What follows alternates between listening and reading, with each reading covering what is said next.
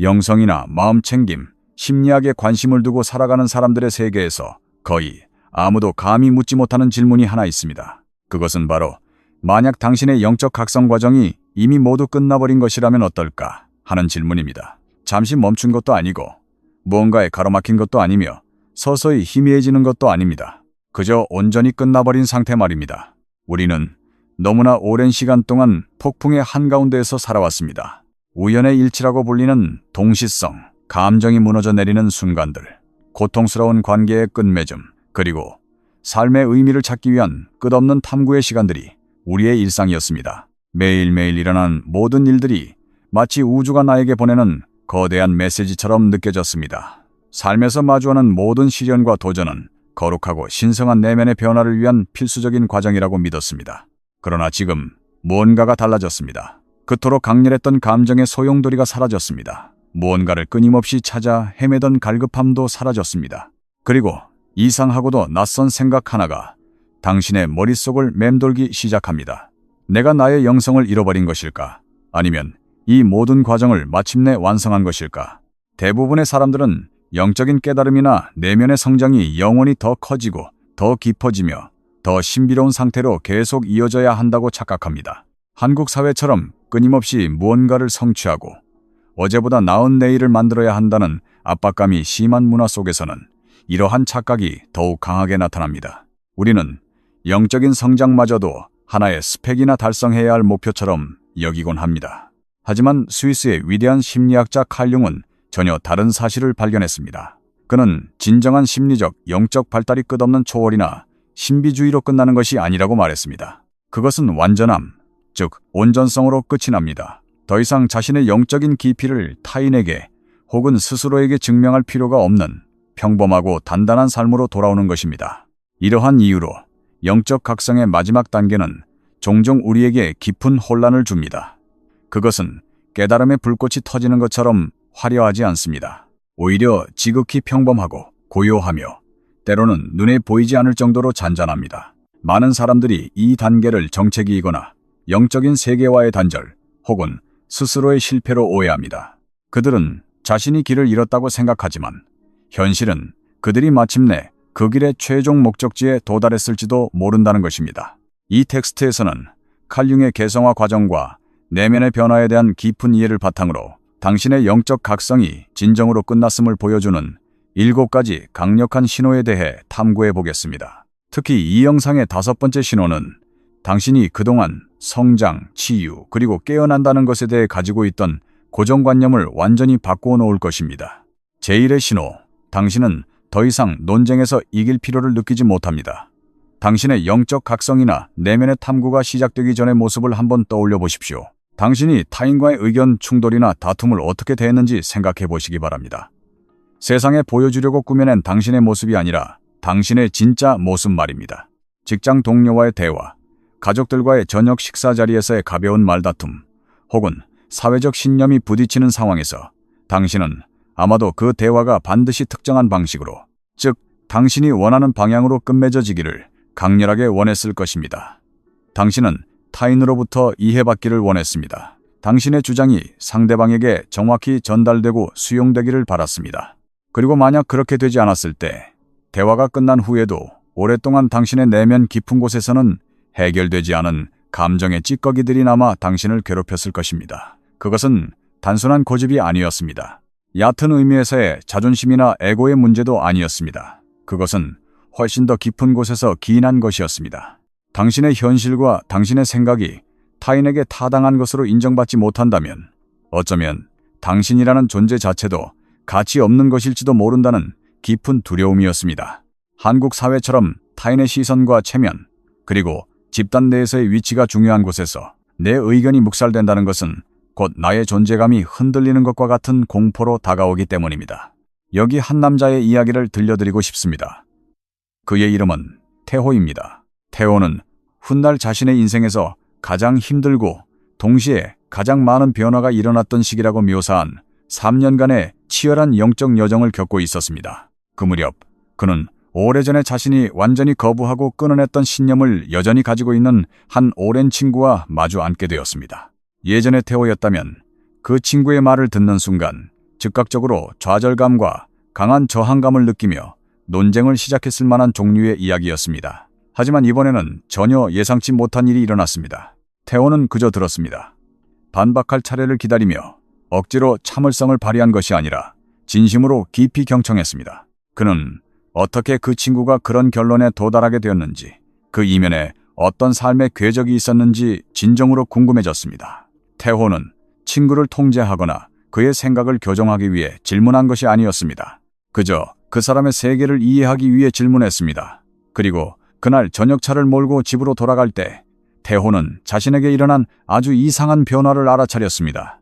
그의 내면 세계가 완전히 평온하고 온전하게 유지되고 있었던 것입니다. 친구의 말을 머릿속에서 다시 재생하며 분노하지도 않았고, 가상의 논쟁을 펼치며 머릿속으로 반박하지도 않았으며, 가슴속에 남은 긴장감도 없었습니다. 그저 고요함만이 존재했습니다. 그는 그 평온한 느낌이 너무나 낯설어서 주차된 차 안에 몇 분 동안이나 가만히 앉아 있었습니다. 이것이 바로 내면의 통합이 이루어졌을 때 느껴지는 감정입니다. 아주 고요하고 지극히 평범하며 너무나 자연스러워서 쉽게 지나쳐버릴 수 있습니다. 왜냐하면 대부분의 사람들은 내면의 위대한 변화가 화려한 불꽃놀이나 극적인 깨달음과 함께 찾아올 것이라고 기대하기 때문입니다. 칼 융은 인간의 자아, 즉 에고가 단순히 타인의 승인을 구하는 것이 아님을 깊이 이해했습니다. 에고는 확실성을 원합니다. 자신이 옳다는 사실, 주변에 안전한 울타리를 치고 싶어 합니다. 세상이 우리의 관점이 맞다고 확인해 줄 때만 우리는 안전함을 느낍니다. 따라서 대부분의 논쟁은 그 대화의 표면적인 주제에 관한 것이 아닙니다.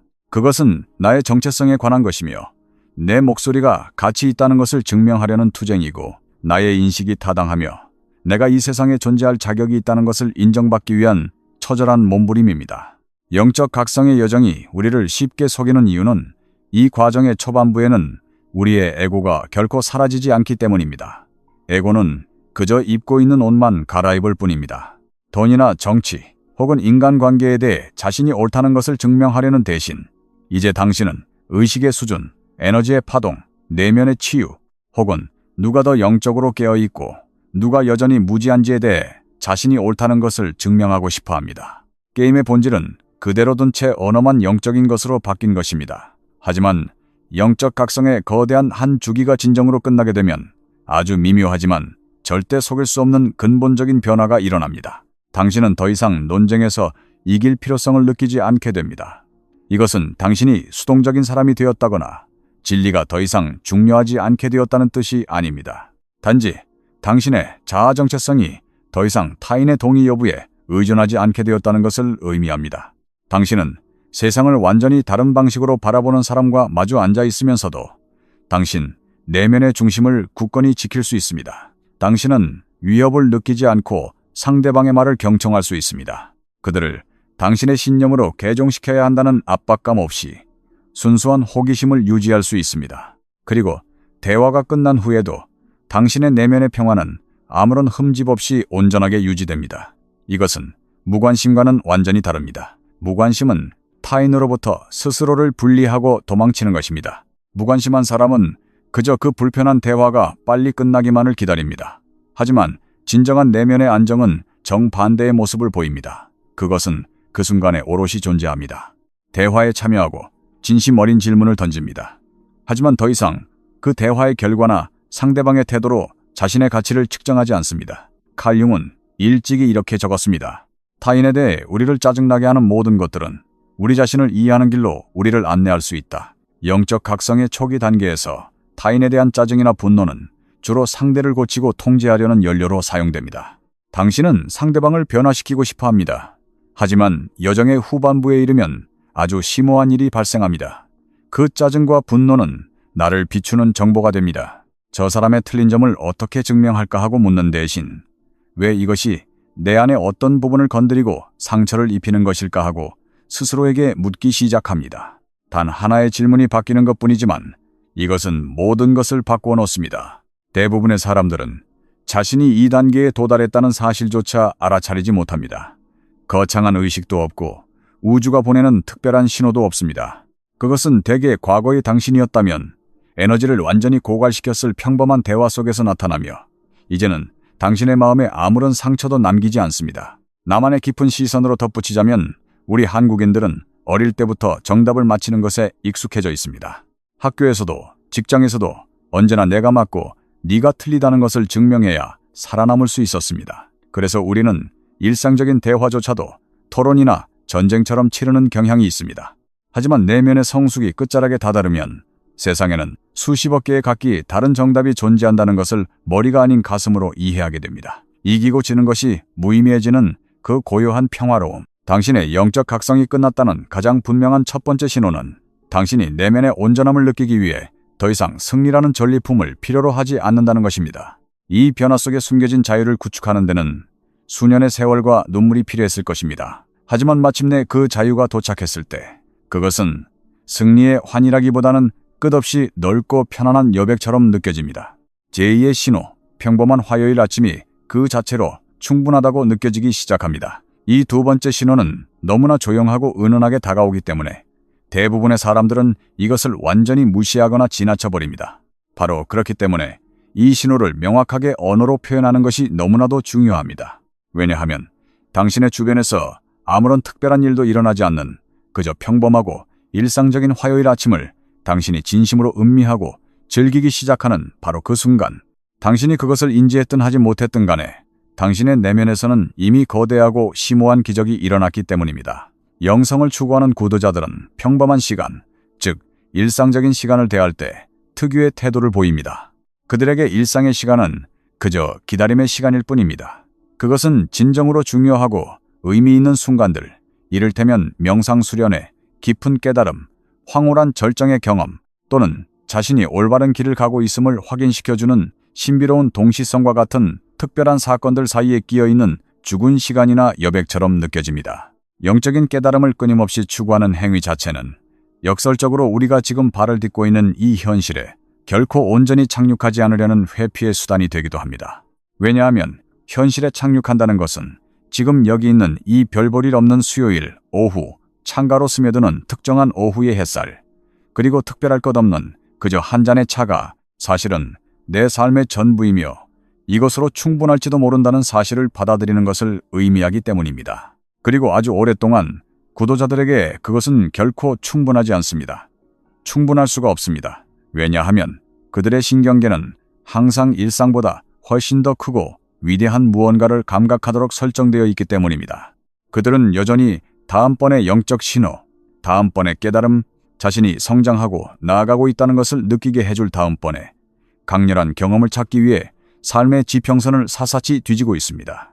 어떤 여성은 자신의 과거를 회상하며 이 시기를 마치 시선이 항상 방의 구석이나 모서리에 고정된 채 살아가는 것과 같았다고 묘사했습니다. 그녀는 항상 문을 열고 아주 특별한 무언가가 들어오기만을 기다리고 있었고 이미 방 안에 존재하는 것들, 이미 주어져 있는 삶의 질감들과는 결코 함께 존재하지 못했습니다. 그녀는 3년 동안 강도 높은 내면 작업, 명상 수련, 심리치료, 독서, 그리고 일기쓰기에 몰두했습니다. 그러던 어느 날 점진적이고 어떻게 보면 너무나 소박해서 부끄럽기까지 한 변화가 찾아왔습니다. 그것은 드라마틱한 깨달음의 순간이 아니라 어느 나른한 오후 부엌 식탁에 앉아 창턱에서 낮잠을 자고 있는 자신의 고양이를 가만히 바라보고 있을 때 일어났습니다. 배경음악도 없었고 영적인 가르침을 주는 팟캐스트도 틀지 않았으며 사진을 찍어 기록할 것도 누군가와 소셜미디어에 공유할 것도 없는 순간이었습니다. 그녀는 15분 동안 그곳에 앉아 따스한 오후의 햇살 속에서 조그만 짐승이 숨을 쉬며 배가 오르락내리락 하는 모습을 지켜보았습니다. 그리고 수년 동안 단 한 번도 느껴보지 못했던 감정을 느꼈습니다. 그것은 충만함이었습니다. 억지로 만들어낸 감사함이 아니라 진실하고 고요하며 지극히 평범한 일상이 주는 가슴 벅찬 충만함이었습니다. 처음에 그녀는 자신에게 무슨 일이 일어났는지 이해하지 못했습니다. 하지만 나중에 뒤돌아보았을 때 그녀는 그 순간이 바로 자신의 예민했던 신경계가 마침내 무언가를 끊임없이 스캔하고 찾아 헤매는 것을 멈춘 첫 번째 순간이었음을 깨달았습니다. 칼융은 페르소나, 즉 우리가 세상에 투사하고 연기하는 가짜 자아와 우리의 가장 깊은 진실인 진정한 자기, 세레프 사이의 긴장에 대해 글을 썼습니다. 그는 우리의 가장 깊은 본연의 자아는 저 멀리 초월적인 우주에 있는 것이 아니라 항상 바로 지금 여기 이 자리에 존재한다고 믿었습니다. 우리가 소망하는 이상적인 삶이나 우리가 억지로 만들어내려는 미래의 삶이 아니라 있는 그대로의 진짜 삶의 질감 속에 우리의 진정한 자아가 깃들어 있다는 것입니다. 영성을 좇는 사람의 마음은 늘 특별하고 비범한 것을 향해 있습니다. 왜냐하면 비범한 것을 경험해야만 자신이 무언가 중요하고 진리에 가까운 상태에 있다는 착각을 주기 때문입니다. 하지만 칼융은 인간의 가장 깊은 자아는 영적 절정의 순간이 아니라 가장 평범하고 일상적인 순간들의 직물 속에 촘촘히 짜여 있다고 보았습니다. 아무런 목적지나 결론도 없이 나누는 가벼운 대화, 특별한 목적지 없이 그저 발길 닿는 대로 걷는 산책, 그리고 아무런 위대한 흔적도 남기지 않고 저물어가는 평범한 오후 속에 진리가 숨어 있습니다. 당신의 신경계가 마침내 충분히 이완되어 현재의 순간이 참으로 충분하다는 것을 있는 그대로 받아들일 수 있게 될 때 그것은 영적인 거대한 성취처럼 느껴지지 않습니다. 오히려 그 반대입니다. 그것은 거의 실망스러울 정도로 너무나 단순하게 느껴집니다. 당신은 아주 사소하고 작은 일에 웃음을 터뜨리며 그 웃음이 당신의 깊은 곳에서 우러나온 진짜라는 것을 알아차립니다. 늦은 오후 거실 벽에 비치는 햇빛의 색깔이 변하는 것을 목격하고 그것을 사진으로 남기거나 누구에게 설명하거나 공유할 필요 없이 그저 그 아름다움에 조용히 감동합니다. 식사를 마치고 맛있는 음식을 먹었다는 특유의 소박한 만족감 속에서 잠시 가만히 앉아 있습니다. 그리고 그것이 그 경험의 전부입니다. 그 이상도 그 이하도 필요하지 않습니다. 이것은 결코 작은 일이 아닙니다. 이것이 바로 당신의 내면에서 분열되었던 조각들이 온전히 하나로 통합되었을 때 내부에서 느껴지는 진짜 모습입니다. 영성이나 명상을 다루는 커뮤니티에서는 종종 각성을 얻던 강렬함, 최고의 환희 상태, 혹은 확장된 신비한 지각의 상태로 묘사하곤 합니다. 하지만 강렬함이 더 이상 필요하지 않게 되는 그 평화로운 순간에 대해서는 거의 아무도 이야기하지 않습니다. 나만의 깊은 시선으로 우리의 삶을 돌아봅시다. 한국 사회는 늘 빨리빨리, 더 높이, 더 멀리 가라고 우리를 채찍질합니다. 월요일 아침의 출근길은 전쟁터와 같고 화요일 아침은 피로의 연속일 뿐입니다. 우리는 주말에 떠나는 특별한 여행이나 호캉스 혹은 고급 레스토랑에서의 화려한 저녁 식사만이 진짜 살아있는 시간이라고 착각합니다. 하지만 평범한 세계가 당신과 당신의 진짜 삶을 가로막는 장애물이 아니라 그 평범함 자체가 곧 당신의 눈부신 진짜 삶이 되기 시작할 때 당신의 내면에서는 진정으로 무언가가 완성된 것입니다. 당신은 더 이상 특별한 내일을 기다리지 않습니다. 그리고 기다리지 않는다는 것은 결코 삶을 포기하거나 타협하는 것이 아닙니다. 그것은 당신이 어깨에 짊어지고 있던 아주 무거운 짐을, 강박적인 기대를 마침내 바닥에 내려놓는 것을 의미합니다. 제3의 신호, 혼자 있는 것이 더 이상 예전과 같은 뼈아픈 고통을 동반하지 않습니다. 영적인 각성이나 내면의 성장이 어느 정도 진행된 후에 찾아오는 깊은 고독감은 이 여정에서 가장 고통스럽지만 동시에 가장 적게 논의되는 주제 중 하나입니다. 여기서 말하는 고독은 물리적으로 내 주변에 아무도 없어서 느끼는 단순한 외로움이 아닙니다. 그것은 훨씬 더 깊고 본질적인 고독입니다. 내 영혼과 가치관이 이전으로는 절대 되돌릴 수 없는 방식으로 너무나 깊이 변해버렸다는 것을 깨달았을 때 찾아오는 뼈저린 고립감입니다. 당신은 당신 자신과 세상을 완전히 다른 렌즈로 바라보기 시작합니다. 그리고 갑자기 당신이 사랑하고 아끼던 사람들과 당신 사이에 아득한 거리가 생겨났음을 깨닫게 됩니다. 이것은 당신이 그들을 덜 사랑하게 되었기 때문이 아닙니다. 과거의 대화 주제, 일상적인 루틴, 그리고 당연하게 공유했던 세속적인 가치관들 속에 자연스럽게 어울렸던 옛날 버전의 당신이 더 이상 존재하지 않기 때문입니다. 그리고 새롭게 태어난 버전의 당신은 자신이 지금 무엇이 되어가고 있는지 설명할 수 있는 적절한 언어를 아직 찾지 못했습니다. 우리는 이 고독과 고립감을 있는 그대로 존중해야 합니다. 서둘러 억누르거나 벗어나려 해서는 안 되며 당신이 아직 준비도 되지 않았는데 그것을 영적인 축복이라고 억지로 포장해서도 안 됩니다. 결국 진정한 영적 각성은 무언가를 잃어버리는 뼈아픈 상실에서부터 시작되기 때문입니다. 그것은 한때 당신의 전체 삶을 지탱해주고 규정해 주었던 과거의 정체성에 대한 상실입니다. 그리고 슬픔이나 애도의 감정은 누군가가 옆에서 다 잘 될 거라며 억지로 감사하라고 강요할 때 결코 좋은 방향으로 흘러가지 않습니다. 슬픔은 충분히 아파해야만 빠져나갈 수 있습니다. 그러나 이 영적인 여정이 성숙해지면 당신의 내면에서 아주 중요한 변화가 일어납니다. 고독 자체가 완전히 사라지지는 않을 수도 있습니다. 혼자 있는 시간은 여전히 혼자 있는 시간입니다. 과거의 친구나 지인들과의 관계는 여전히 거리감이 느껴질 수 있습니다. 하지만 그 고독이 주는 통증의 질감이 완전히 달라집니다. 그것은 더 이상 가슴 한가운데 흉골 아래를 짓누르는 익숙한 압박감을 동반하지 않습니다. 조용하고 고요한 저녁 시간을 보낼 때 내 삶에 무언가 중대한 것이 빠져 있다는 헛헛함이나 결핍의 증거로 느껴지지 않게 됩니다. 당신의 영적 각성이 끝났다는 가장 강력한 신호 중 하나는 혼자 있다는 사실이 더 이상 당신이 시급하게 해결해야 할 문제로 느껴지지 않는다는 것입니다. 변화하는 것은 외부의 조건이 아니라 당신 자신이 스스로와 함께 보내는 시간의 질입니다. 칼 융은 한 사람의 인생에서 가장 중요하고 결정적인 관계는 배우자, 친구, 스승, 혹은 심지어 종교나 영적 전통과의 관계가 아니라고 믿었습니다. 그가 가장 중요하게 생각한 것은 바로 무의식과의 관계였습니다. 즉, 당신 자신 속에 숨겨져 있고 과거에 거부당했으며 아직 제대로 들여다보지 않은 자신의 내밀한 조각들과 맺는 관계입니다. 이 내면의 관계가 진실해지고 연민으로 가득 차며 즉각적으로 고치려고 들지 않고도 불편하고 부끄러운 진실들과 함께 앉아있을 수 있을 만큼 충분히 강해질 때 고독은 전혀 다른 모습으로 다가오기 시작합니다. 내면의 세계는 더 이상 나를 공격하는 위협적인 공간이 아니라 가장 친숙하고 따뜻한 공간이 됩니다. 마치 추방당한 유배지 같았던 고독이 세상에서 가장 안전하고 아늑한 나의 진짜 집으로 변하는 것입니다. 이러한 구분은 매우 중요합니다.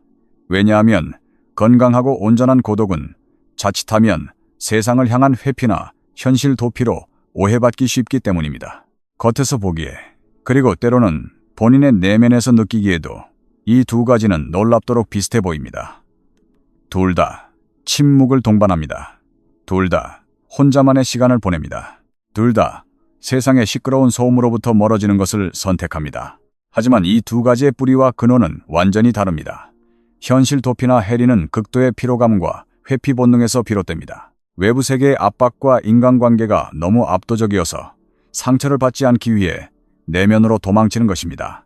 하지만 이때의 내면 공간은 진정으로 평화롭지 않습니다. 겉보기에만 조용할 뿐 속에서는 여전히 불안과 갈등이 소용돌이칩니다. 당신은 그곳에서 편안히 쉬고 있는 것이 아니라 세상으로부터 숨어 전전긍긍하고 있는 것입니다. 반면에 건강한 고독은 결핍이 아니라 충만함에서 나옵니다. 당신의 내면에는 당신 스스로의 훌륭한 친구가 되어줄 만큼 충분하고 풍요로운 생명력이 존재하기 때문에 당신은 자발적으로 혼자 있는 것을 선택합니다. 당신의 내면 풍경은 두렵고 텅 빈 곳이 아니라 탐험하고 싶을 만큼 흥미롭고 아름다운 곳이 되었습니다. 당신은 자신이 온전하다고 느끼기 위해 스마트폰의 끊임없는 알림, 타인의 관심과 인정, 혹은 누군가와의 얕은 교제에 더 이상 기대지 않습니다. 이 두 가지 상태의 차이를 인식하는 가장 단순하고 명확한 방법은 다음과 같습니다. 회피 상태에서의 침묵은 누군가가 나타나 당신의 이 고립을 깨고 당신을 구원해 주기를 간절히 기다리는 초조한 시간처럼 느껴집니다. 반면 건강한 고독 속에서의 침묵은 그 침묵 자체가 이미 하나의 완벽한 우주이며 지금 있는 그대로 온전하고 충만하게 느껴집니다. 칼 융은 이렇게 적었습니다. 인간의 진정한 외로움은 주변에 사람이 없어서 생기는 것이 아니다. 그것은 자신이 가슴속 깊이 중요하게 생각하는 것들을 타인과 소통할 수 없을 때, 혹은 스스로가 자신의 깊은 목소리를 외면할 때 찾아온다. 그리고 당신이 마침내 당신에게 정말로 중요한 것들을 당신 자신과 소통하는 방법을 배우게 될 때, 당신의 내면 세계가 당신이 진심으로 기꺼이 머물고 싶은 안식처가 될 때, 외로움의 본질은 완전히 다른 차원으로 승화됩니다. 당신은 금요일 밤을 홀로 보내면서도 진정한 평온함과 이완을 느낄 수 있습니다. 남들에게 쿨해 보이기 위해 만족하는 척하는 것이 아닙니다. 텅 빈 공허함을 억지로 견뎌내는 것도 아닙니다. 고통을 회피하기 위해 넷플릭스나 유튜브로 자신을 마취시키는 것도 아닙니다. 그저 당신 자신의 존재 안에 머무는 것만으로도 너무나 평화롭고 충만한 것입니다. 이러한 질적인 변화는 실로 엄청난 것이며 대부분의 사람들이 생각하는 것보다 훨씬 더 희귀하고 도달하기 어려운 경지입니다. 또한 이것은 당신의 영적 각성이 그 치열한 폭풍우를 끝내고 평온한 바다에 이르렀다는 가장 분명한 증거이기도 합니다. 이것은 하늘에서 들려오는 신의 목소리나 눈부신 빛의 환영 혹은 거창한 영적 돌파구와 함께 찾아오지 않습니다. 그것은 그저 혼자 있는 고요한 저녁 시간이 더 이상 이악 물고 살아남아야 할 형벌처럼 느껴지지 않는 조용한 일상으로 조심스럽게 도착합니다. 나만의 시선으로 잠시 한국의 문화를 들여다봅시다. 우리는 혼밥, 혼술, 혼족이라는 단어가 유행하는 시대를 살고 있지만 역설적으로 그 어느 때보다 타인과 연결되어 있음을 증명하려 했습니다. 인스타그램의 화려한 파티 사진, 쉴 새 없이 울리는 카카오톡 알림이 나의 가치를 대변한다고 믿습니다. 그런 우리에게 진정한 고독을 마주하는 것은 뼈를 깎는 두려움일 수 있습니다. 하지만 타인의 시선이라는 거울을 지우고 오직 내 안의 거울로 나를 마주할 때 느끼는 그 깊은 안도감. 고독이 더 이상 나를 찌르는 가시가 아니라 나를 품어주는 푹신한 담요가 되었을 때 당신의 영혼은 마침내 긴 방황을 끝내고 집에 도착한 것입니다. 제사의 신호, 침묵이 더 이상 도망쳐야 할 두려운 대상으로 느껴지지 않습니다. 아마도 당신의 살아온 생애 대부분 동안 주변의 고요함이나 침묵은 당신이 가능한 한 가장 빨리 도망치고 싶어 했던 대상이었을 것입니다. 차에 타자마자 무의식적으로 음악을 틀고 요리를 하거나 청소를 할 때 빈 공간을 채우기 위해 팟캐스트나 유튜브를 켜두고 혼자 있는 시간이 생기는 그 짧은 찰나의 순간에도 어색함을 지우기 위해 반사적으로 스마트폰의 피드를 스크롤하며 새로 고침을 누릅니다. 당신이 소비하는 그 콘텐츠들이 당신의 인생에 엄청난 가치가 있어서가 아닙니다. 침묵이라는 녀석은 언제나 억눌려 있던 것들을 수면 위로 끌어올리는 무서운 힘을 가지고 있기 때문입니다. 당신이 아직 마무리 짓지 못한 어두운 감정들, 삶의 근본적인 질문들, 그리고 당신이 수년 동안이나 마주하기를 교묘하게 회피해왔던 불편한 진실들이 침묵의 공간을 타고 올라오기 때문입니다. 대부분의 사람들은 자신이 의식적으로 성장하고 깨어날수록 침묵은 자연스럽게 평화롭고 안락한 것이 될 것이라고 상상합니다. 그들은 영적 각성의 과정을 고요함과 평정심을 향해 나아가는 부드러운 여정으로 그립니다. 하지만 현실에서 깨어남의 초기 단계는 사람들이 상상하는 것과 정확히 정반대의 느낌으로 다가옵니다. 당신이 내면의 소리에 더 민감하게 깨어날수록 외부의 자극이나 산만함이 당신의 주의를 끄는 것을 멈출 때 당신의 아직 통합되지 않은 시끄러운 내면 세계의 아우성은 더욱 고막을 찢을 듯이 크게 들려옵니다. 영적 인식이나 알아차림은 단순히 내면의 소음을 제거해주는 마법의 지우개가 아닙니다. 그것은 단지 그 소음을 더 이상 무시하고 덮어두기 어렵게 만드는 돋보기와 같습니다. 이것이 바로 초기 각성 단계에 있는 수많은 사람들이 주변이 고요해질 때 오히려 더 극심한 불안과 공황을 경험하는 이유입니다. 침묵은 더 이상 피난처나 안식처가 아니라 내면의 상처를 건드리는 날카로운 방아쇠가 됩니다. 혼자 조용히 앉아 있을 때마다 아직 해결되지 않은 무겁고 고통스러운 감정들이 늪에서 피어오르듯 수면 위로 떠오릅니다. 영적 각성은 초기에 이러한 과정을 무자비할 정도로 증폭시킵니다. 현대 뇌과학은 이러한 영적 현상과 매우 흥미로운 유사성을 보여줍니다. 연구자들이 뇌의 디폴트 모드 네트워크, 즉 우리의 주의력이 외부의 특정한 작업이나 목표에 집중되어 있지 않을 때, 즉 우리가 멍하니 있거나 조용히 쉴 때 활성화되는 뇌의 시스템을 연구했습니다.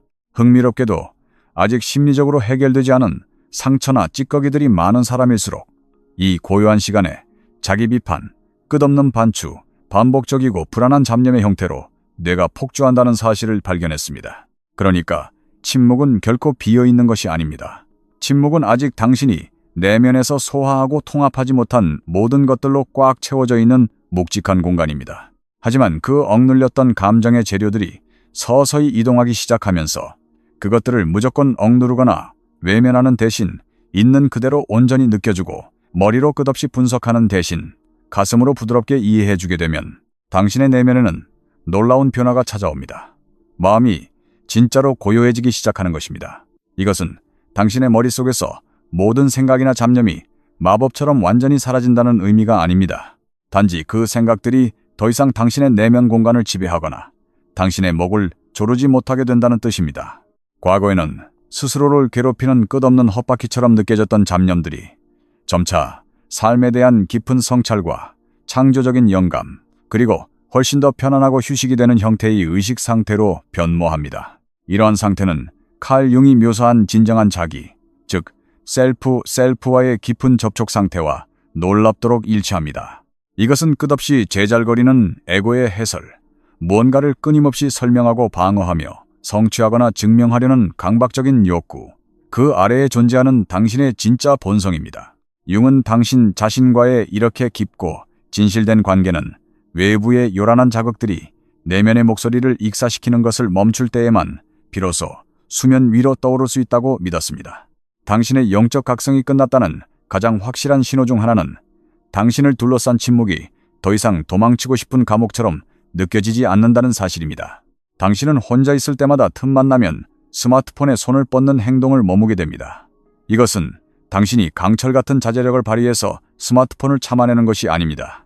단지 외부의 소음으로 침묵을 채우려는 그 맹목적인 충동 자체가 자연스럽게 희미해지고 사라진 것입니다. 당신은 아무런 음악도 재생되는 영상도 확인할 메시지도 없는 고요한 방 안에 그저 가만히 앉아 있을 수 있습니다. 초조함이나 불안감 없이 그 순간에 온전히 깨어 존재하는 것을 진심으로 느낄 수 있습니다. 더욱 중요한 것은 당신이 스스로에 대해 아주 놀랍고도 기분 좋은 사실을 발견하게 된다는 것입니다.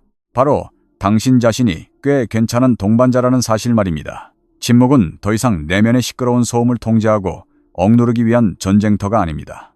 침묵은 그저 귀를 기울이고 온전히 들어주는 평화로운 시간이 됩니다. 그리고 당신이 그 고요함 속에서 듣게 되는 내면의 소리는 더 이상 위협적이거나 나를 비난하는 목소리가 아닙니다. 그것은 너무나 익숙하고 다정한 목소리입니다. 한때 당신의 진짜 모습을 겹겹이 덮고 있었던 끝없는 자기관리, 사회적 연기, 산만함이라는 두꺼운 층 아래에 숨쉬고 있던 당신의 진짜 삶과 생명력의 순결입니다.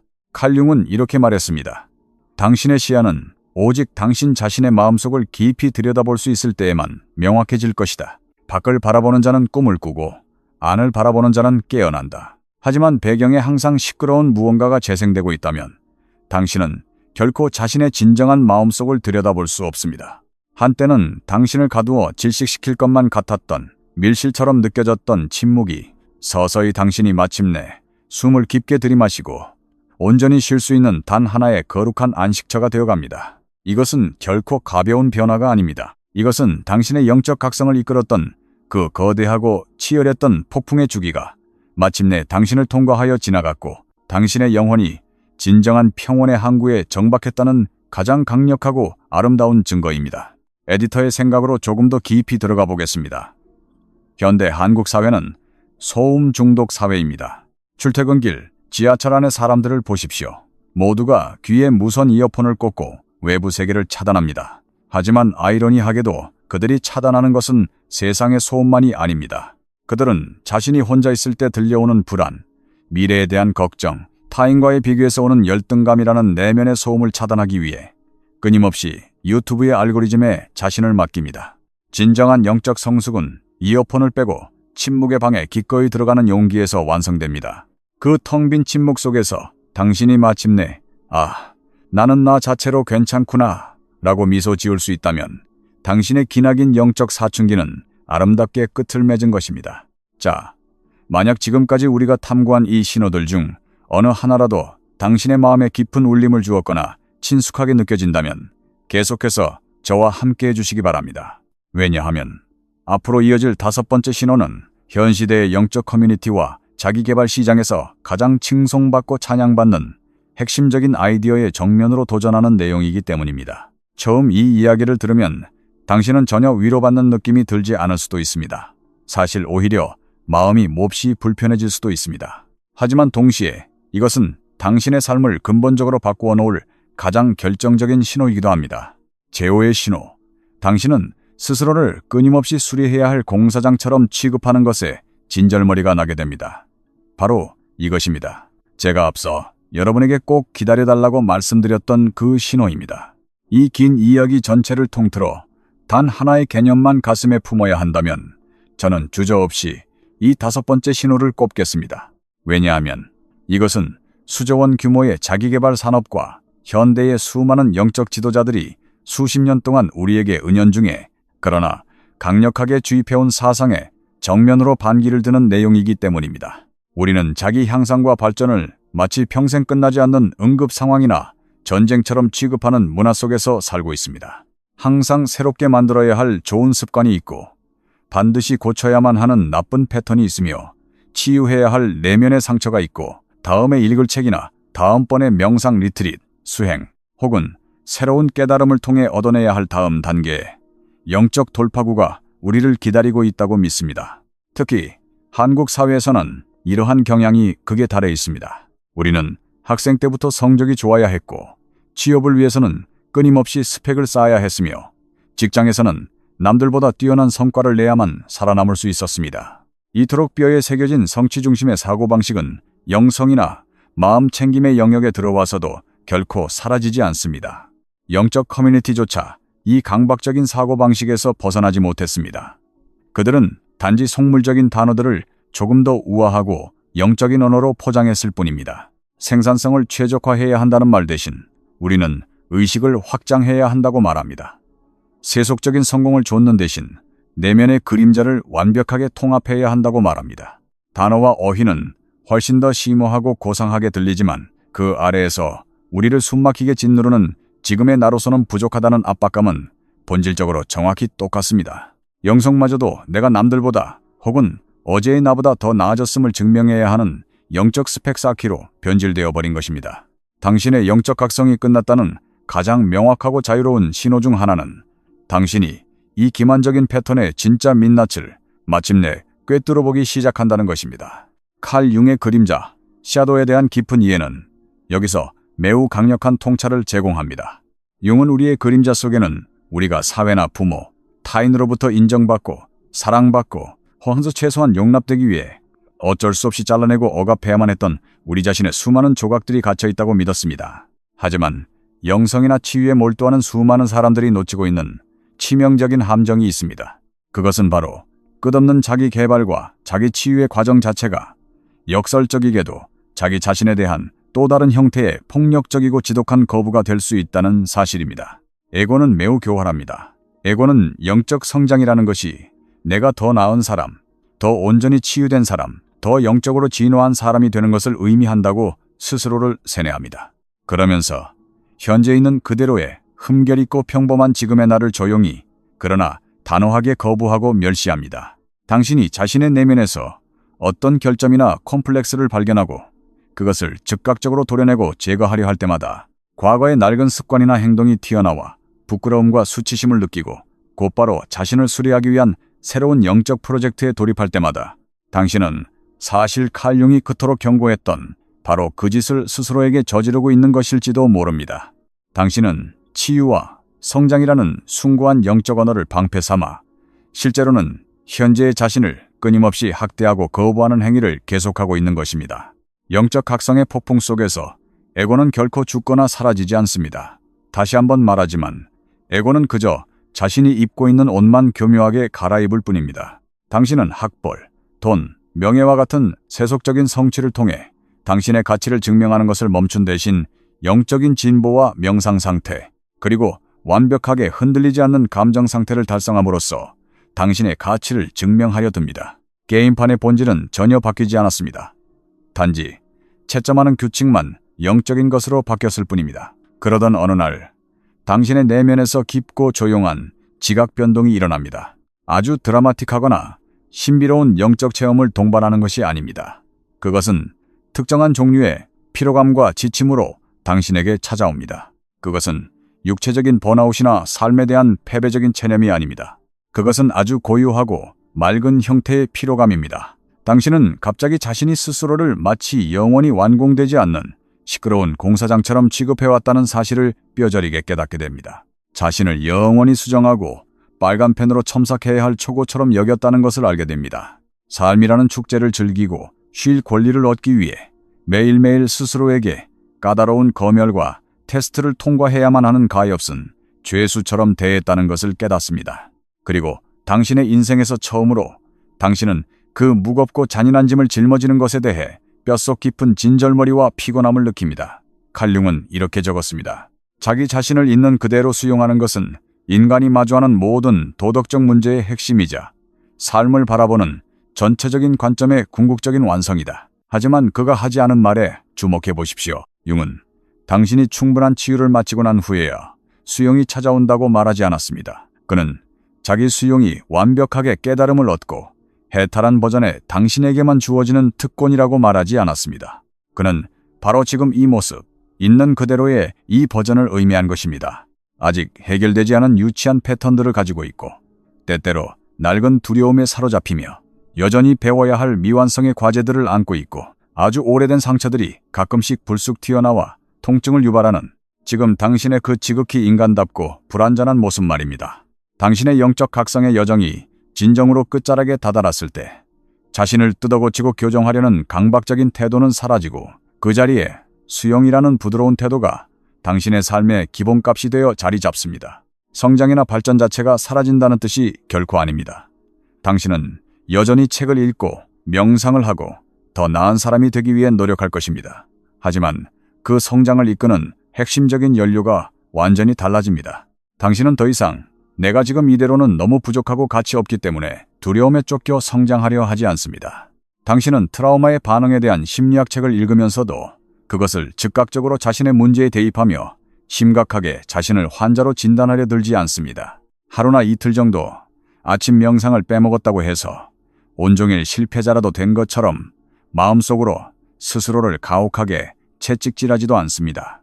누군가가 당신에게 요즘 당신의 내면 성장을 위해 어떤 수행이나 공부를 하고 있냐고 물었을 때 당신은 잠시 머뭇거릴 것입니다. 왜냐하면 내면을 고치고 작업하는 일이 더 이상 당신의 정체성이나 삶의 중심을 차지하지 않기 때문입니다. 그것은 당신이 타락했거나 영적인 삶에 대한 관심을 끊어버렸기 때문이 아닙니다. 당신이 드디어 현재의 당신과 당신이 간절히 바라고 희망하는 완벽한 미래의 당신 사이에 그 좁고 고통스러운 틈새에서 거주하는 것을 멈추었기 때문입니다. 물론 과거에 그 틈새에 존재했던 시간들은 가짜가 아니었습니다. 당신이 더 나아지기 위해 흘렸던 눈물과 치열했던 내면 작업은 분명히 진짜였고 가치 있는 일들이었습니다. 하지만 그 전쟁터는 애초에 당신이 평생 머물러야 할 영원한 안식처가 아니었습니다. 당신 스스로를 고쳐야 할 고장난 물건이나 미완성의 프로젝트로 보는 것에 대해 진심으로 피로감을 느끼고 그만두게 될 때 그것은 영적인 게으름이나 퇴보가 아닙니다.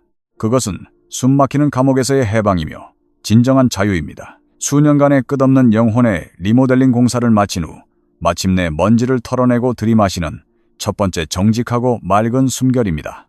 그리고 그 자유로운 숨결 속에서 실로 경이로운 일이 가능해집니다.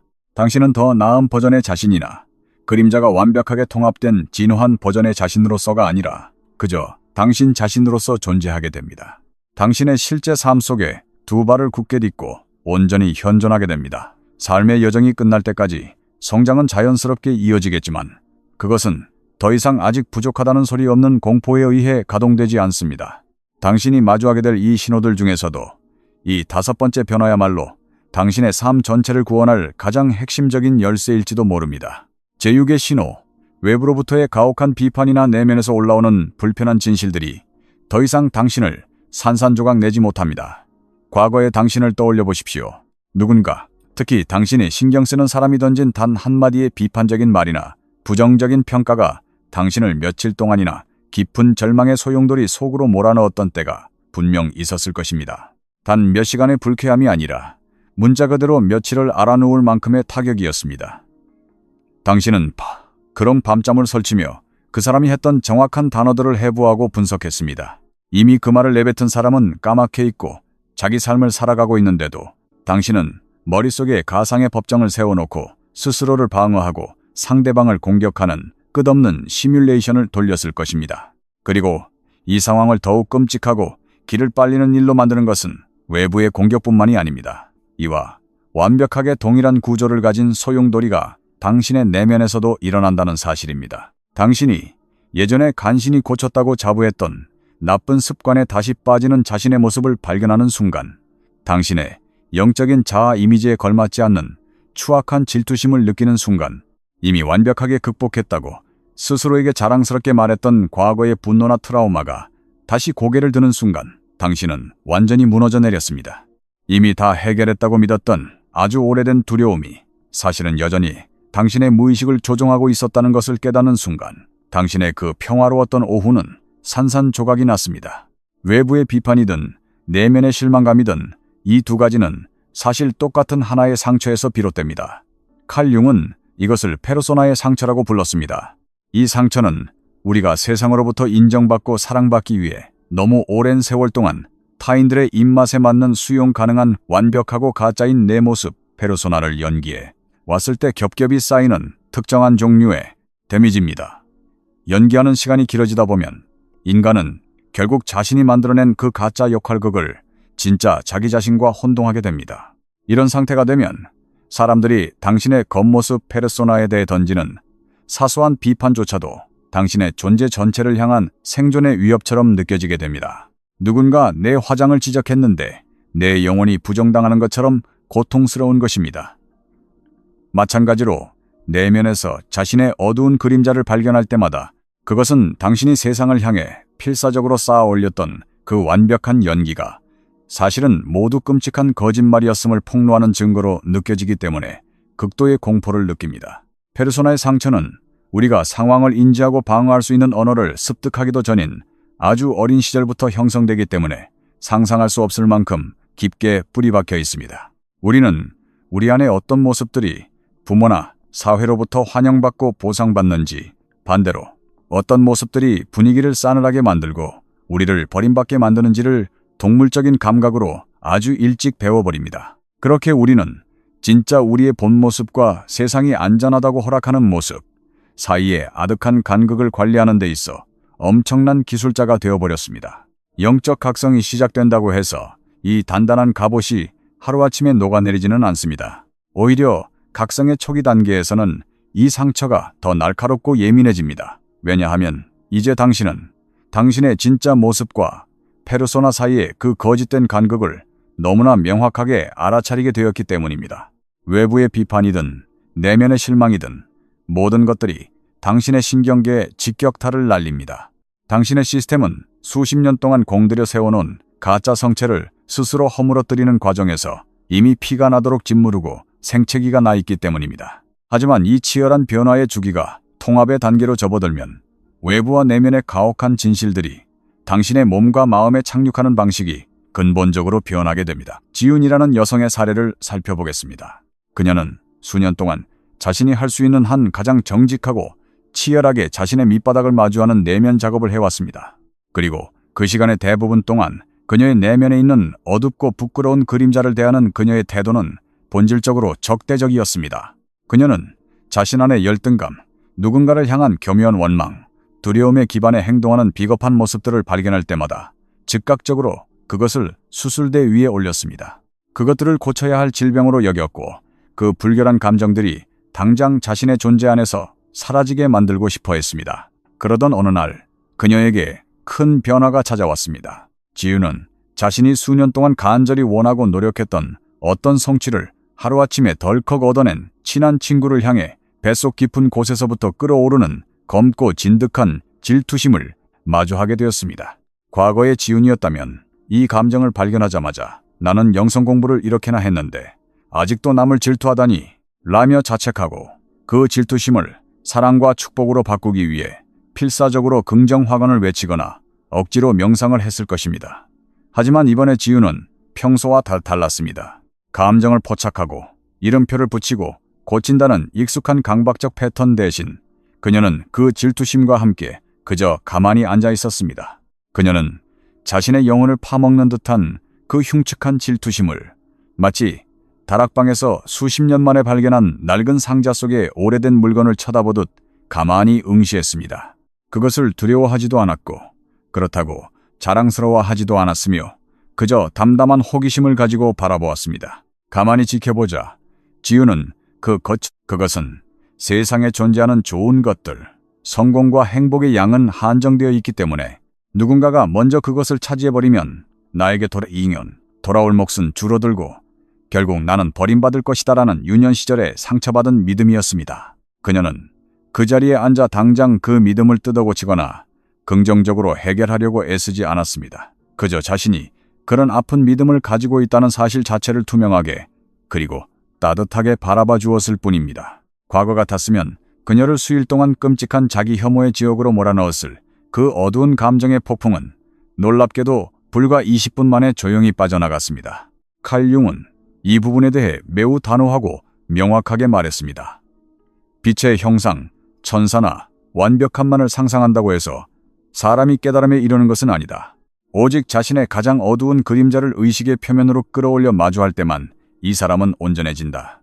핵심은 어둠을 파괴하거나 제거하는 것이 아닙니다. 어둠을 의식하는 것, 즉 그 어둠이 실제로 어떤 모습인지 도망치지 않고 똑똑히 바라볼 수 있을 만큼 충분히 오래 함께 머무는 것입니다. 당신의 내면에 이러한 그림자 수용 능력이 단단하게 자리 잡게 되면 타인이 당신에게 던지는 날선 비판은 더 이상 당신의 가치를 훼손하는 무기가 되지 못합니다.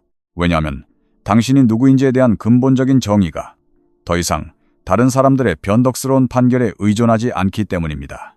남들이 나를 비난해도 나는 이미 내 안의 가장 밑바닥 쓰레기 같은 모습까지도 내가 안아주었기에 두려울 것이 없습니다. 마찬가지로 당신 내부에서 솟아오르는 끔찍한 그림자의 재료들 역시 당신을 붕괴시킬 힘을 잃어버립니다. 왜냐하면 당신은 더 이상 질투나 분노, 공포와 같은 감정들을 내가 영적으로 실패했고 내 존재가 근본적으로 잘못되었다는 증거로 채택하지 않기 때문입니다. 인간이니까 이런 감정이 드는구나 하고 넘길 수 있는 거대한 내면의 품이 생겼기 때문입니다. 물론 날카로운 말이나 찌질한 내면을 마주할 때 쓰라린 통증 자체는 여전히 찾아올 것입니다. 우리는 살과 피를 가진 인간이기 때문에 그것은 지극히 당연한 생물학적, 심리적 반응입니다. 하지만 그 통증에 사로잡혀 며칠을 허비하는 대신 단 몇 분 만에 후를 털고 일어날 수 있게 됩니다. 당신은 타인의 입에서 나온 뼈아픈 진실이든 당신 자신의 무의식에서 올라온 불편한 진실이든 그것들을 손에 쥐고도 쓰러지지 않고 두 발로 단단히 서 있을 수 있습니다. 이것은 감정이 무뎌진 것이나 억지로 멘탈을 강하게 훈련한 결과가 아닙니다. 이것은 당신이 딛고 서 있는 내면의 지반이 마침내 무너지지 않는 단단한 반석이 되었을 때 자연스럽게 느껴지는 흔들림 없는 온전함입니다. 제7의 신호, 당신은 아무런 흔적도 남기지 않는 행동을 하면서도 완전한 충만함을 느낍니다. 이것이 제가 당신에게 끝까지 기다려달라고 말씀드렸던 마지막 신호입니다. 외부의 시선으로 보았을 때 이것은 너무나 하찮고 의미 없는 행동처럼 보일지도 모릅니다. 인증사진을 찍어서 누군가에게 자랑할 의도도 전혀 없이 그저 한밤중에 혼자 먹기 위해 빵을 반죽하고 굽는 사람의 모습, 누군가에게 보여주거나 나중에 꺼내 읽을 생각도 없으면서 노트의 빈 페이지들을 빽빽하게 채워나가며 글을 쓰는 사람의 모습, 혹은 애초에 누가 알아차릴 리도 없다는 것을 알면서도 화창한 오후 내내 거실의 책장을 정성스럽게 자신의 기준에 맞춰 재배열하는 사람의 모습과 같습니다. 이러한 행동들에는 멋진 스토리텔링이 부여되지 않습니다. 박수 쳐줄 관객도 없습니다. 그 일을 마친 후에 누군가와 그 경험을 공유하며 인정받고 싶은 욕구도 없습니다.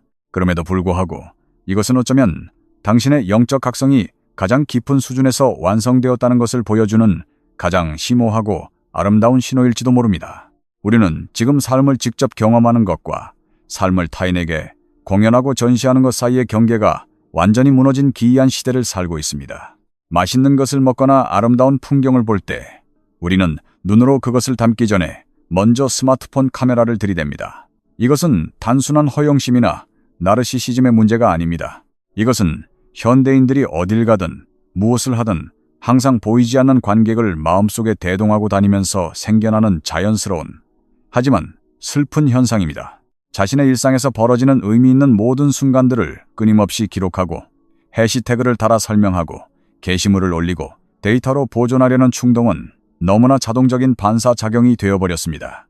그래서 이제 많은 사람들은 자신의 경험을 머릿속으로 내레이션하지 않고서는 단 1분의 3도 있는 그대로 겪어내지 못하는 지경에 이르렀습니다. 아름다운 노을을 보면서도 마음의 절반은 벌써 인스타그램에 올릴 멋진 문구를 상상하고 있습니다. 사람들의 좋아요와 댓글 반응을 미리 기대합니다.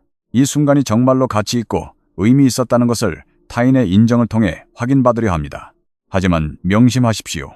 내 마음속에 관객을 앉혀놓는 바로 그 순간, 당신은 실제 삶 그 자체로부터 한 걸음 뒤로 물러나게 됩니다. 당신은 삶을 살아가는 주인공이 아니라 삶을 연출하는 감독이나 관찰자로 전락하고 마는 것입니다. 이 지점에서 칼 융의 통찰력은 다시 한번 빛을 발합니다. 융은 진정한 자기 세레프리와의 접촉은 오직 완벽한 현존, 프레젠스를 통해서만 가능하다고 믿었습니다. 하지만 우리의 경험이 타인을 향한 공연으로 변질될 때 현존은 절대적으로 불가능해집니다. 당신이 아주 작은 부분이라도 상상 속의 관객을 위해 그 경험을 조작하거나 관리하기 시작하는 순간, 당신은 그 순간을 온전히 살아내는 것을 멈추는 것입니다.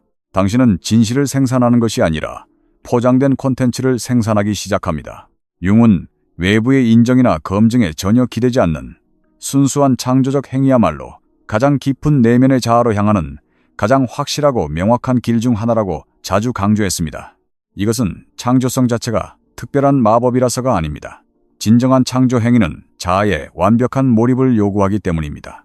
그것은 당신이 행위와 경험 자체 내부로 완전히 녹아들어 사라질 것을 요청합니다.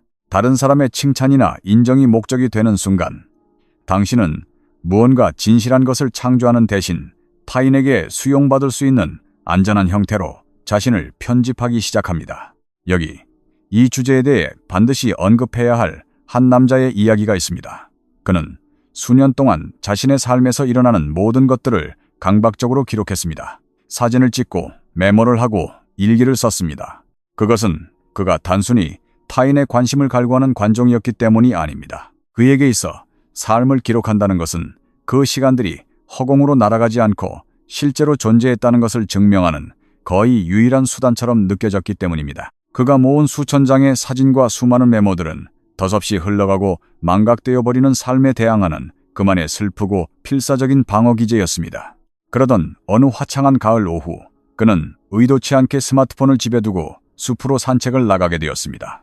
그는 숲속을 걷다가 조그만 계곡 옆에 앉아 늦은 오후에 황금빛 햇살 속에서 물이 돌을 타고 넘어 흘러가는 모습을 무려 30분 동안이나 가만히 지켜보았습니다. 사실 겉으로 보기에는 아무런 특별할 것도 없는 순간이었습니다. 거대한 영적인 계시가 하늘에서 떨어진 것도 아니고 눈물을 쏟을 만한 신비로운 환상을 본 것도 아닙니다. 그저 맑은 물이 아래로 흘러가고 있을 뿐이었습니다. 하지만 산책을 마치고 집으로 돌아가는 길에 그는 아주 놀라운 사실 하나를 알아차렸습니다. 몇 년 만에 처음으로 방금 전 자신이 겪었던 그 아름다운 순간을 사진으로 남기거나 글자로 포획하고 싶다는 충동을 단 1%도 느끼지 않았다는 사실입니다. 대신 그는 그 30분의 시간이 자신의 기억 속에 있는 그 어떤 웅장한 사건들보다도 가장 진짜 같았던 경험이었음을 온몸으로 깨달았습니다. 그는 그날 숲에서 있었던 일에 대해 몇 주 동안 그 누구에게도 말하지 않았습니다. 그리고 시간이 지나 우연히 누군가에게 그날의 평화로움에 대해 이야기하게 되었을 때 그는 매우 이상한 기분을 느꼈습니다. 말로 누군가에게 전달하는 것도 나쁘지는 않았지만 혼자서 계곡의 물소리를 들으며 겪었던 그 사적이고 고유한 경험의 깊이는 그 어떤 미사역으로도 더 나아지게 만들거나 설명할 수 없다는 것을 깨달았던 것입니다. 이 일화는 칼 융이 에고자아와 셀프, 진정한 자기 사이의 관계를 설명할 때 의미했던 바를 정확하게 짚어냅니다. 우리의 얄팍한 에고는 항상 목격자를 원합니다. 거울에 비친 자신의 모습을 원하고 타인의 반응을 원하며 자신이 겪은 경험이 가치 있다는 것을 증명해줄 외부의 확증을 끊임없이 갈구합니다. 하지만 깊은 내면의 셀프는 그렇지 않습니다. 셀프는 이미 그 순간 속에 완벽하게 집처럼 편안하게 자리 잡고 있습니다. 셀프는 지금 눈앞에서 일어나고 있는 일 자체만으로도 온전한 영양분을 공급받습니다. 그것을 인스타그램의 콘텐츠로 바꾸거나 내가 영적으로 깨어있다는 증거 자료로 쓰거나 내 정체성을 포장하는 장식품으로 만들 필요가 전혀 없는 것입니다. 동양의 위대한 철학자 노자 역시 이와 매우 유사한 진리를 설파했습니다. 기대 없이 행동하라. 이 말은 아무것도 하지 말고 수동적으로 살라는 뜻이 아닙니다. 완전히 자유롭게 삶의 생명력에 온전히 내맡기며 행동하라는 뜻입니다. 외부의 보상이나 칭찬 때문이 아니라 오직 당신의 내면에서 생명력이 꿈틀거리기 때문에 그 행위 자체가 목적이자 완성품이기 때문에 무언가를 하라는 것입니다. 칼 융도 이와 비슷한 사상을 이렇게 표현했습니다. 창조적인 정신은 남들에게 깊은 인상을 심어주거나 과시하기 위한 대상을 가지고 놀지 않는다. 그것은 오직 자신이 진정으로 순수하게 사랑하는 대상과 함께 유의할 뿐이다. 그리고 바로 이것이 당신이 당신의 삶 속에서 이 마지막 7번째 신호를 알아보는 방법입니다. 당신은 지금 지극히 평범한 일상적인 행동을 하고 있습니다. 그 행동이 끝나면 세상에는 당신이 그것을 했다는 아무런 거창한 흔적도 남지 않을 것입니다. 그런데 당신은 문득 알아차리게 됩니다. 이 순간을 사진으로 남기거나 나중에 친구에게 그럴싸하게 설명하거나 일기장에 특별한 깨달음으로 저장해 두려는 욕망이 완전히 사라졌다는 것을 말입니다. 당신이 끓어오르는 과시욕을 인내심으로 간신히 억누르고 있는 것이 아닙니다. 그냥 그런 얄팍한 충동 자체가 그림자처럼 흔적도 없이 증발해버린 것입니다. 내가 지금 마주하고 있는 이 소박한 경험만으로도 완벽하게 충분합니다. 그리고 그 경험의 한가운데를 통과하고 있는 나라는 존재 역시 완벽하게 충분합니다. 더 이상 보탤 것도 뺄 것도 없습니다. 이것은 선천적으로 무덤덤한 성격이라서 그런 것이 아닙니다. 일시적으로 스쳐 지나가는 차분한 기분 탓도 아닙니다. 이것이 바로 당신의 그 길고 고통스러웠던 영적 각성이 마침내 진정으로 끝났을 때 남들의 눈치나 사회의 기준, 영적 성취에 대한 강박 없이 온전히 자유로워졌을 때 당신의 내면이 느끼는 절대적인 자유의 감각입니다. 외부의 확인과 타인의 칭찬에 기대어 살아가던 얄팍한 욕구가 마침내 깊은 침묵 속으로 잦아들고 당신의 내면의 삶이 비로소 외부의 잣대에서 벗어나 온전히 그 자체만의 규칙으로 스스로 생존할 수 있게 된 것입니다. 수많은 사람들이 이 완벽한 평온의 상태를 찾아 헤매며 수십 년의 세월을 바치고 수많은 돈을 지불하며 사막과 히말라야를 헤매고 다닙니다. 만약 당신이 지금 방금 제가 설명한 이 고요한 자족의 상태에서 당신 자신의 모습을 발견했다면 감히 축하의 말씀을 드리고 싶습니다. 당신은 진정으로 삶의 진짜 목적지에 도착한 것일지도 모른다는 것입니다. 이제 이 영상을 마치며 이 화면이 까맣게 꺼지고 난 뒤에도 당신이 오랫동안 기억해 주었으면 하는 마지막 메시지를 전하고 싶습니다. 지금까지 우리가 깊이 탐구했던 이 7가지의 신호들 중 그 어느 것도 외부 관찰자의 시선에서 볼 때는 결코 화려하거나 위대해 보이지 않습니다. 만약 당신의 영적 각성이 끝났다면 하늘에서 팡파르가 울리거나 전 세계가 당신을 우러러보는 성대한 발표식 같은 것은 절대로 일어나지 않습니다. 마라톤의 결승선 띠를 끊는 쾌감도 없고 우주가 갑자기 당신 앞에 나타나 수고했다며 금박이 입혀진 깨달음의 인증서를 쥐어주고 당신이 마침내 해냈다고 말해주는 일도 없습니다.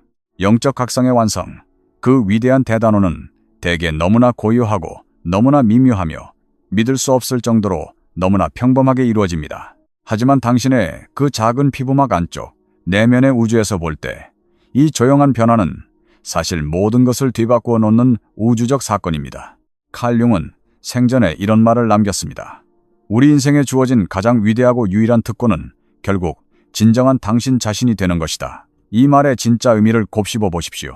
융은 흠결 하나 없이 완벽하게 수리된 당신의 모습이라고 말하지 않았습니다. 끝없는 영적 수행을 통해 모든 번뇌가 사라지고 완전히 치유된 성스러운 당신의 모습이라고도 하지 않았습니다.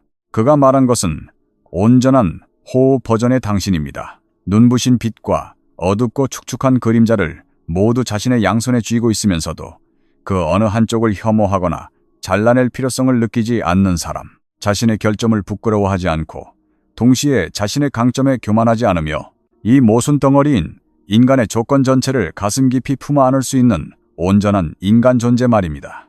그리고 이것이 바로 영성을 탐구하는 수많은 사람들이 융의 가르침에 대해 가장 뼈아프게 오해하고 있는 지점입니다. 융이 말한 개성화 과정, 인디비주에이션은 살아 숨쉬는 동안에는 결코 완벽하게 끝나지 않습니다. 당신은 공장에서 찍혀나온 완성품이 아니며 죽는 그날까지 삶의 경험을 통해 계속해서 다듬어지고 확장될 것입니다. 영원히 미완성인 동시에 매 순간 그 자체로 완벽합니다. 하지만 명심하십시오. 기나긴 여정 속에서도 분명한 끝맺음의 지점들은 존재합니다. 삶의 거대한 챕터들 사이에는 하나의 사이클이 완성되고 새로운 사이클이 시작되기 전에 넘어가야 할 문턱이 존재합니다. 지난 수개월 혹은 수년 동안 당신의 뼈와 살을 깎아내며 당신의 형태를 빚어냈던 그 격렬하고 두려웠던 내면의 폭풍우가 마침내 거짓말처럼 잔잔해지는 순간들이 있습니다. 그리고 폭풍이 지나간 그 자리에는 처음에는 너무나 낯설고 때로는 공허하게까지 느껴지는 절대적인 고요함이 남습니다. 하지만 그 고요함은 결코 텅 빈 공허나 우울증이 아닙니다. 그것은 영적인 정책이나 퇴보도 아닙니다. 열정이 식었거나 삶의 목적을 잃어버렸기 때문은 더더욱 아닙니다. 그 위대한 고요함은 당신이 수십 년의 저항과 싸움을 마침내 끝내고 마침내 당신 자신의 진짜 삶이라는 대지 위에 두 발을 굳게 딛고 평화롭게 서 있기 때문에 생겨난 것입니다. 삶의 물결을 거슬러 헤엄치며 발버둥치는 대신 흐름에 몸을 맡기는 법을 배웠기 때문입니다. 그러므로 이제 당신이 스스로에게 던져야 할 진짜 질문은 내 영적 각성이 끝났는가가 아닙니다. 진정한 질문은 이것입니다. 나는 지금 이 순간의 고요함을 있는 그대로의 위대한 모습으로 알아볼 수 있는가? 지금 당신이 서 있는 이 자리는 성장이 멈춘 정체기가 아닙니다. 실패한 자리도 아닙니다. 내면의 불꽃이 완전히 차갑게 식어 죽어버린 무덤도 아닙니다. 지금 당신이 서 있는 이 고요하고 평범한 자리는 당신의 불꽃이 당신 자신과 주변의 모든 것들을 불태우고 파괴하지 않으면서도 온기를 품고 조용히 타오르는 법을 마침내 배우게 된 따뜻한 화로가입니다. 만약 오늘 우리가 함께 나눈 이 7가지의 신호들 중에서 단 하나라도 당신의 가슴 깊은 곳을 건드렸거나 짙은 친숙함을 주었다면 잠시 시간을 내어 좋아요 버튼을 눌러주시면 감사하겠습니다. 당신의 그 작은 행동은 이 광활한 세상 어딘가에서 지금 당신과 똑같이 깊은 혼란과 고독의 단계를 홀로 외롭게 걸어가고 있을 누군가에게 이 위로의 메시지가 가닿을 수 있도록 도와주는 등대가 될 것입니다. 또한 저는 댓글을 통해 여러분의 진짜 목소리를 듣고 싶습니다. 오늘 살펴본 7가지의 신호들 중에서 당신을 가장 크게 놀라게 했거나 아니면 가슴을 쓸어내릴 만큼 가장 깊은 안도감과 위로를 안겨준 신호는 무엇이었습니까? 혼자만 알고 넘어가지 마시고 꼭 그 느낌을 글로 적어 내려가 보십시오. 당신이 남겨주신 솔직한 고백과 이야기가 오늘 이 영상을 시청하고 댓글을 읽는 누군가에게는 어쩌면 그의 인생을 구원해 줄 단 하나의 완벽한 해답이 될지도 모릅니다. 칼 융은 이렇게 믿었습니다. 우리의 마음속에 가장 오랫동안 머물고 맴도는 생각과 아이디어는 무작위로 떠오르는 것이 아니라 우리 자신에 대해 아주 중요하고 본질적인 비밀을 드러내주는 단서라고 말입니다. 그러니 이 영상이 완전히 끝나기 전에 당신의 깊은 생각과 마주하는 시간을 가져보셨으면 합니다. 이 7가지 신호 중에서 당신의 발걸음을 멈추게 하고 가장 오랜 시간 깊은 성찰에 빠지게 만든 것은 무엇이었습니까? 어쩌면 너무나 익숙해서 소름이 돋았던 순간이 있었나요? 아니면 위안이 되었던 부분, 혹은 에고의 강력한 저항 때문에 도저히 받아들이기 힘들고 불편했던 순간이 있었습니까? 그것이 무엇이든 좋습니다. 당신의 생생한 경험과 감정을 아래 댓글란에 남겨주십시오. 저는 여러분이 남겨주시는 모든 댓글을 빠짐없이 진심을 다해 읽고 있습니다. 그리고 여러분이 나누어주시는 그 귀한 성찰과 경험의 조각들이 모여 앞으로 우리 채널이 함께 탐구해 나갈 새롭고 깊이 있는 대화의 방향을 만들어가는 훌륭한 길잡이가 됩니다.